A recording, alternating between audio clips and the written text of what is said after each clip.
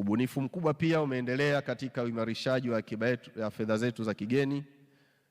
ambao umechangiwa na mpango wa ununuzi wa dhahabu ulioanzishwa Oktoba 2024. Kupitia mpango huu wa kununua dhahabu kwa kutumia fedha zetu shilingi ya Tanzania, Benki Kuu imeendelea kununua dhahabu inayozalishwa nchini na kuongeza akiba ya fedha za kigeni na kuendelea kuboresha mgawanyo wa akiba na kuhakikisha rasilimali za taifa zinaendelea kuchangia moja kwa moja katika utulivu wa fedha hapa nchini. Mpango huu umefanikiwa kutokana na mageuzi makubwa ambayo Mheshimiwa Rais umeyasimamia katika serikali yako, pia kupitia ushirikiano tunaopata kutoka kwenye sekta ya madini, ikiwa ni pamoja na usimamizi madhubuti wa kisheria, pamoja na kuongeza uwazi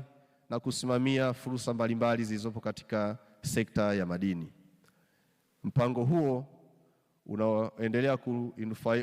kuwanufaisha wote wanaoshiriki kwenye mfumo na mnyororo wa sekta ya madini kwa mtu mmoja mmoja pamoja na taasisi zao,